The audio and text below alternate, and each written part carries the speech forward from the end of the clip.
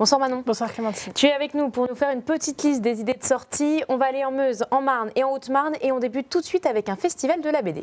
Bien connu des passionnés, ce festival s'appelle Bulle en Barrois. Il présente les bandes dessinées et le livre d'illustration. Pour sa 4e édition, des rencontres, des conférences, des expositions, des ateliers lecture ainsi que des dessins seront à retrouver à la salle des Verreries de Finvel. Le tout, Clémentine, en entrée libre. Et justement, on va y faire un petit saut ce week-end et un reportage complet sera retrouvé dans notre édition de l'info de ce lundi. Après la Meuse, direction en Haute-Marne, où cette fois-ci tu nous as déniché un événement pour mieux comprendre la fabrique d'un spectacle. Un événement inédit, Art Vivant 52 en collaboration avec Fugue à l'Opéra propose une représentation pédagogique autour du spectacle à 16 000 lieues du lieu de ma naissance. Cette séance permettra de découvrir le processus de création du spectacle, des mises au point théâtrales aux mises au point techniques permettant de parvenir à un rendu final fluide et d'une grande exigence artistique. C'est un spectacle à découvrir au Nouveau Relax en entrée libre. Bien sûr, il faut réserver au préalable. Manon, maintenant, on part dans un lieu de mémoire au sein de la nécropole de Vitry-le-François. La nécropole nationale de Vitry-le-François, témoin silencieux de l'histoire, a retrouvé une nouvelle jeunesse il y a très peu de temps. Et justement, après des années de travaux, la chapelle du site a été inaugurée ce mardi 25 mars. Un chantier qui s'inscrit dans un effort collectif pour préserver la mémoire et rendre hommage au sacrifice du passé. Plongez dans ce lieu.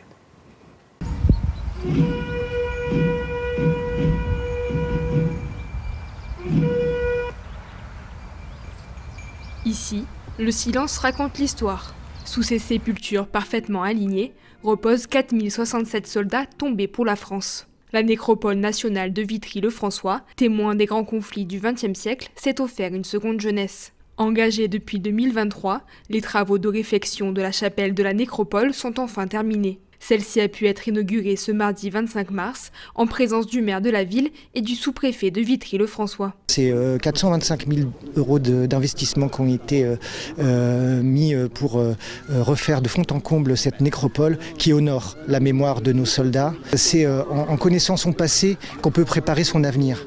En fait, pour finalement donner à connaître aux générations futures le prix de la liberté, le prix de notre démocratie, permettre de se souvenir, avoir un lieu de mémoire qui permettent de se recueillir, d'apprendre et de ne pas oublier, ça me paraît essentiel.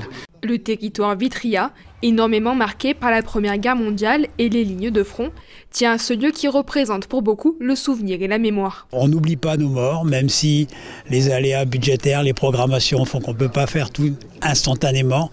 Il n'empêche que la République honore ses morts par la rénovation de cette chapelle votive qui avait été à l'origine édifiée en 1920 après une souscription lancée par l'évêché en mémoire justement pour tous ces morts pour la France.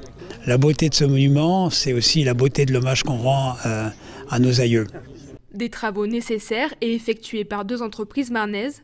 Le bâtiment, construit au début du XXe siècle, a des bases architecturales tout droit venues de la Renaissance et des mouvements néo-romans, néo-gothiques et néoclassiques. Une variété de composants qui a rendu le travail plus complexe. Alors sur la nécropole, on a fait une intervention, ce qu'on appelle clos couvert, et sur la totalité des intérieurs. Le bossement a été complètement repris, il est composé en gros moellons, donc ils ont tous été sondés, on les a repeints.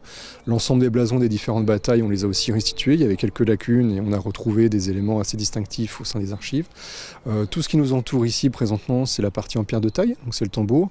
On a eu des restitutions de la reconstitution des têtes au niveau des chapiteaux et on a fait surtout énormément de restauration sur la coupole qui est composée en béton pour son complément et les nervures en pierre. Un travail minutieux pour préserver ce lieu de mémoire et transmettre son héritage aux générations futures. Elle est très importante parce que c'est une des rares qui est en plein centre-ville, hein, donc elle est au vu et au su de tout le monde. Les cérémonies militaires commémoratives et patriotiques de la ville de Vitry se passent ici, donc c'est important. Et vous voyez, derrière nous, il y a une école, donc c'est important que les enfants, qui sont les futurs témoins, puissent regarder cette nécropole et poser les questions dans le cadre de leurs futures études et du devoir de mémoire. Avec cette rénovation, la nécropole de Vitry-le-François poursuit sa mission de mémoire, offrant aux générations futures un lieu d'histoire et de recueillement. Et c'est un reportage de Célia Richard et Léo Martin. Tout autre chose désormais, puisque tu nous emmènes à Saint-Dizier, au théâtre plus particulièrement, pour assister à une pièce. Mais alors pour y rentrer, il faut avoir un sac de denrées. Oui, c'est ça Clémentine, c'est un peu particulier. Et pourtant, chaque spectateur doit retirer un sac à la petite épicerie avant le 29 mars, le remplir de denrées alimentaires ou de produits d'hygiène et l'apporter le jour du spectacle. Ces produits seront directement reversés à l'épicerie sociale et solidaire. Ce spectacle est l'occasion de se mobiliser pour une cause locale tout en profitant d'une représentation de la pièce de théâtre T'emballe pas de Christian Rossignol, proposée gratuitement par Christopher Muel.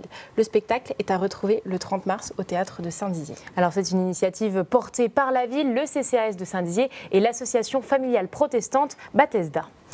On part à Bar-le-Duc cette fois-ci, on va à l'ACB nationale pour le spectacle Fire of Emotions. T'as vu, j'ai mis l'accent anglais. Hein. C'est bien Clément, tu vois. Dans son spectacle, Pamina nous emmène dans les méandres de sa pensée. Elle rebondit, digresse, bifurque, revient sur ses pattes et surtout ne nous lâche jamais. Entre collapsologie et éco-anxiété, elle se fraye un chemin vers l'avenir par les mots. Et merci Manon pour toutes ces idées de sortie. On retrouve bien sûr d'autres idées de sortie sur notre site internet, sur l'application et dans l'agenda.